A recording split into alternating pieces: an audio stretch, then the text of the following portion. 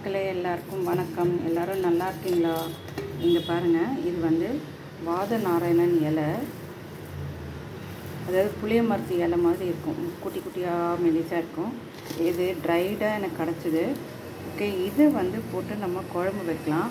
அதாவது வயசானவங்களுக்கு முட்டி வலிக்கு அதுக்கெலாம் ரொம்ப நல்லது. உடம்புல இருக்கிற வாதமும் எடுத்துடும். இது கூட என்ன போடணும்னா கடலைப்பருப்பு, தனியா, கடுகு, அப்புறம் வந்து காஞ்ச மிளகா, வெங்காயம், பூண்டு, தக்காளி எல்லாத்தையும் வறுத்துட்டு நல்லா ஃபைன் பேஸ்ட் ஆக்கிக்கோங்க. கூட இதையும் போட்டு பேஸ்ட் ஆக்கிக்கோங்க.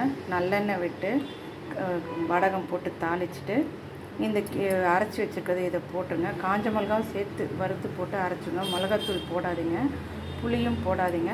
இதை அப்படியே போட்டு அரைச்சிச்சுன்னா இது பார்க்குறதுக்கு நான் தண்ணியாக தான் வச்சேன், பட் அது கொஞ்சம் நேரம் ஆனப்போ டிக்கெட்டுக்கு இந்த குக்கர் அந்த மாதிரி எனக்கு இது நம்ம வந்து வயசானவங்களுக்கு தோசைக்கு, இட்லிக்கு, சுட சுட இட்லிக்கு இது தொட்டும் சாப்பிட்டா நமக்கு ரொம்ப நல்லது. உடம்புல இருக்க வாதம் எடுத்துடும்.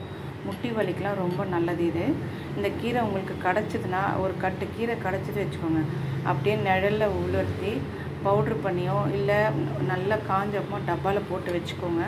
இது அப்பப்போ நம்ம வாரத்தில் ஒரு தடவையோ இல்லை மாதத்துக்கு 2-3 தடவையோ பண்ணலாம். உடம்புக்கு ரொம்ப நல்லது. நீங்கள் இது கிடச்சிதுன்னா பவுட்ரு பண்ணி வச்சுக்கோங்க, இல்லைன்னா காய வச்சு டப்பாவில் போட்டு இந்த மாதிரி வச்சுக்கோங்க. லைக் பண்ணோம், சப்ஸ்கிரைப் பண்ணோம் மறக்காதீங்க வியூவர்ஸ். இனிமேல் அவந்திகா கலெக்ஷன்ஸ் லாங் வீடியோஸில் தான் வரும். பாருங்கள், நியூவாக ஏதாவது செய்கிறேன்னா உங்களுக்கு ஃபுல் வீடியோ காட்டுறேன். தேங்க்யூ, பாய்.